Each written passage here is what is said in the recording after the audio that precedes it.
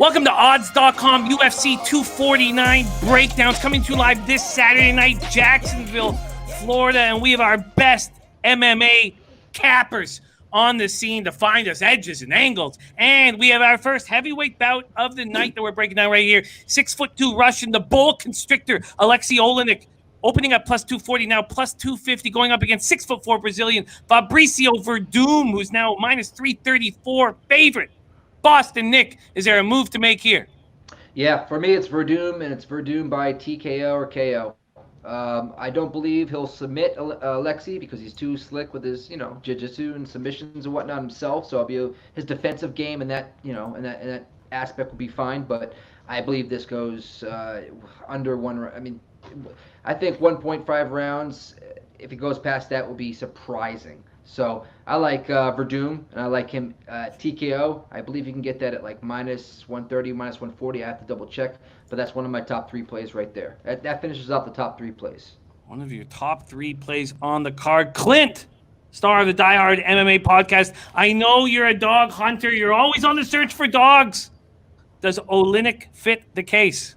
Jimmy, it's funny you should ask that because Oleinik normally does fit the case. He's one of my favorite dogs, and we've cashed big on him when he came through because you just don't seem to see it coming.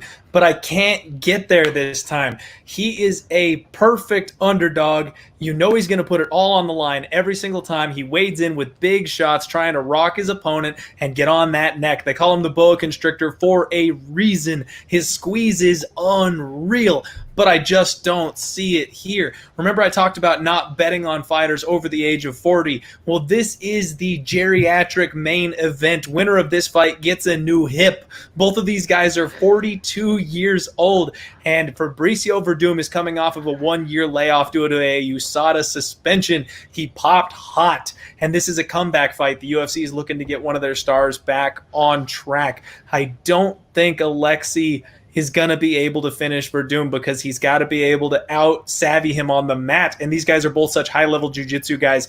I just don't think he can get it done. When it comes to being on the feet, Alexey's got some chin issues. His last two losses were both by knockout against Alistair Overeem and Walt the Big Ticket Harris. The other thing Alexey is missing is a gas tank. If this fight goes past one round, he's completely useless. Werdum likes to charge out of the gates with a flying kick, a flying knee. He's got some very improved striking and some very heavy hands. If he clips Alexey, Alexey is going down and he's gonna fall hard. I think this thing is over very quickly. The best bet, if you're gonna take it, is the under 1.5. I'm very close to making that an official pick myself. I haven't locked it in yet, but I'm taking a very hard look at it.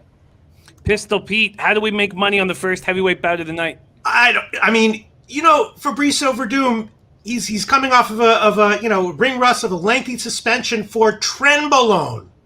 Have you ever seen what that does to people? Jimmy the Bag. Remember when we used to do videos? Remember we used to talk about? I used to say that me and Jim are going to start doing trenbolone. Then you'll start laughing, And then Jimmy the Bag. Fabricio Werdum was suspended for using a performance enhancement. What do you think it was? Supplements. It was a tainted supplement.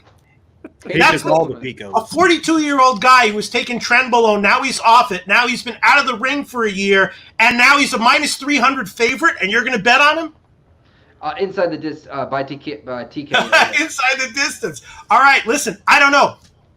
I was looking at this. Oleinik is hard to sub, right? I was thinking that maybe these guys are both going to be just so spent that they'll just kind of plod along and just kind of avoid each other for at least a round and a half. I was thinking about over 1.5 at about minus 110, minus 120 or something like that. No way in hell I'd be taking Werdum off of a suspension, coming off of crashing off of trenbolone at minus 300. Alexey Oleinik hasn't beaten anybody in Werdum's stratosphere, or even contended with anybody in his stratosphere before it is. Yeah, but you kind of, when you start getting involved with coming off of getting into your 40s and coming off of steroids and everything, it's just, and then I'm not saying that I would bet, I'm not sitting here saying he should be the favorite, okay? I'm not saying he's a plus 250 dog, but because of the trenbolone factor, he should be the favorite.